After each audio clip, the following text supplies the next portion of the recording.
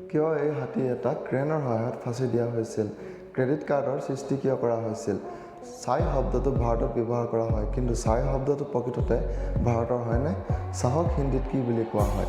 জাপানত যেতিয়া বাছ চালকসকলে দৰমহা বৃদ্ধিৰ বাবে ধৰ্মঘট কৰে, তেতিয়া তেওঁলোকে বাছ চলোৱা বন্ধ নকৰে। তেন্তে কি কৰে? জানিবলৈ ভিডিঅ'টো শেষলৈকে চাই থাকক আৰু চেনেলটোলৈ যদি নতুনকৈ আহিছে তেনে লাইক আৰু ছাবস্ক্ৰাইব কৰিবলৈ নাপাহৰিব। নম্বৰ 1, জাপানত এখন দলং আছে যাৰ নাম এচিমা অহাচিন দলং আৰু ইয়াক জাপানছ ৰোলাৰ কাষ্টাৰ ব্ৰিজ বুলি কোৱা হয়। কিন্তু ইয়াৰ বিশেষ কথাটো হ'ল গাড়ী বা বাইকেৰে যদি আপুনি এই দলঙৰ ওপৰেৰে যাত্ৰা কৰে তেন্তে আপোনাৰ আকাশলৈ যোৱা যেন অনুভৱ হ'ব। নম্বৰ 2, জাপানত যেতিয়া বাছ চালকসকলে দৰমহা বৃদ্ধিৰ বাবে ধৰ্মঘট কৰে তেতিয়া তেওঁলোকে বাছ চলোৱা বন্ধ নকৰে। বাছ কৰ্মীসকলে মানুহৰ পৰা ধন লোৱাটো বন্ধ কৰে, যাৰ বাবে ধৰ্মঘটো হয় আৰু যাত্ৰীসকলৰ যাত্ৰাত কোনো সমস্যাৰ সৃষ্টি নহয়। নম্বৰ 3, সফলতা দেখাত আৰু ভাল পৰিস্থিতিৰ কথা নহয়।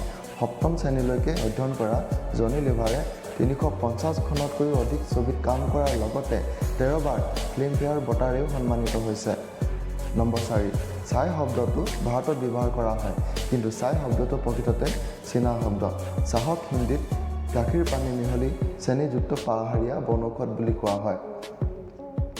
নম্বৰ 5, আপুনি জানি আচৰিত হ'ব যে এপল কোম্পানীয়ে ভিলেইনক চিনেমাত আইফোন ব্যৱহাৰ কৰিব নিদিয়ে। নম্বৰ 6, নৱজাত শিশুৰ হৃদস্পন্দন আটাইতকৈ বেছি। প্ৰতি মিনিটত 70 পৰা 160 বিট হৃদস্পন্দন হয় আৰু বৃদ্ধ বয়সত হৃদস্পন্দন আটাইতকৈ লেহেমীয়া হয় আৰু ই প্ৰতি মিনিটত 30 পৰা 40 বিট। নম্বৰ 7, 200 বছৰ ধৰি ইংৰাজে ভাৰতত শাসন কৰিছিল।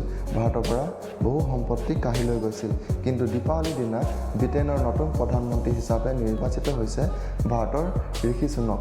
ভাৰতৰ বাবে এয়া এক ঐতিহাসিক আৰু গৌৰৱৰ বিষয়।